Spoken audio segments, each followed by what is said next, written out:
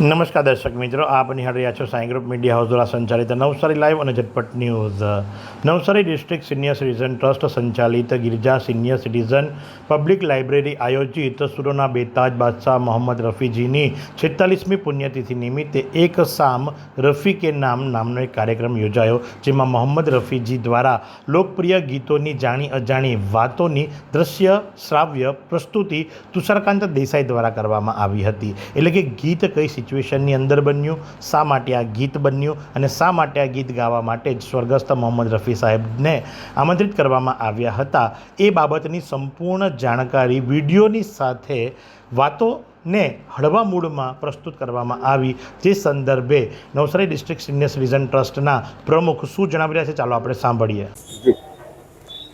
હું ઉમેશ દેસાઈ, પ્રમુખ Navsari district senior citizen trust તરફથી આજની તારીખમાં 31 જુલાઈ 2026ના રોજ સ્વર્ગસ્થ મોહમ્મદ રફી સાહેબની પુણ્યતિથિ છે, પરંતુ એ કાર્યક્રમ અમારે ત્યાં ગિરિજા લાઇબ્રેરીના નેજા હેઠળ આજરોજ ગિરિજા લાઇબ્રેરીના પ્રમુખ શ્રી તુષારકાંત દેસાઈ તરફથી એની રજૂઆત કરવામાં આવી રહી છે. લગભગ 21 જેટલા ચુનંદા ગીતો એમના લેવામાં આવ્યા છે અને એ ગીતોની ઉત્પત્તિ કઈ રીતે થયેલી, કેવા સંજોગોમાં એ ગીતો રફી સાહેબે ગાયેલા અને કંઈ કેટલાય મતભેદોને પાર કરીને પણ આ બધા ગીતોમાં ફક્ત મોહમ્મદ રફીને લેવાનું જે તે પ્રોડ્યુસર ડાયરેક્ટરનું પણ એક વલણ હતું, એ એમણે એટલી ખૂબીથી અહીંયા સ્ટેજ ઉપર પણ રજૂ કર્યું છે. અને ચોક્કસપણે આ બાબતમાં એમની જે મહેનત છે, એમનું રિસર્ચ છે, કે જે આજની તારીખમાં અત્યારે જો શોધવા જઈએ તો ગૂગલ પર પણ આ બધી સ્ટોરી નહીં મળે એવી સ્ટોરીઓ એમણે આજે બધી રજૂ કરી છે, દરેકે દરેક ગીત પાછળની.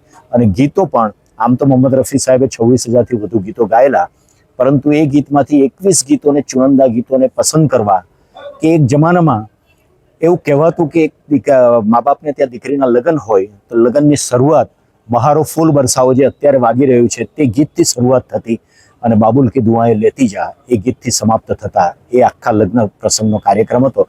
એ પ્રસંગને આજે આબેહૂબ વાચા આપી રહ્યા છે અમારા પ્રમુખ તુષારભાઈ, અને એમના તરફનો આજનો પ્રયાસ ખૂબ સુંદર છે. આજે અમારો હોલ પણ સંપૂર્ણપણે ભરેલો છે, એક પણ ખુરશી ખાલી નથી, જેનો અમને ખૂબ ખૂબ આનંદ છે.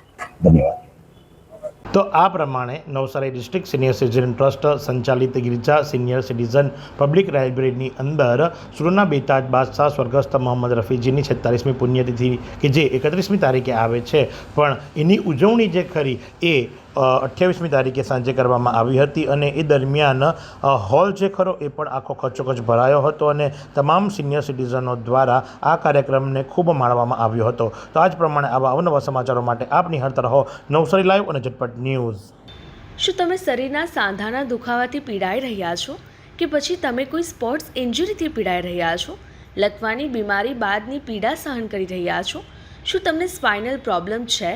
તો આ તમામ દુખાવાને હવે બાય બાય કરી દો, કારણ કે માસ્ટર ડિગ્રી ધરાવતા ખૂબ જ અનુભવી ફિઝિયોથેરાપિસ્ટ ડૉક્ટર અમિત પટેલ પાસે તમે આ તમામ સમસ્યાઓનું સચોટ નિદાન કરાવી ફરીથી નોર્મલ જિંદગી જીવી શકો છો. તો સરનામું નોંધી લો. Comprehensive care centre, DD street, library પાસે, અનુરાગ સારીઝની લાઇનમાં, નવસારી.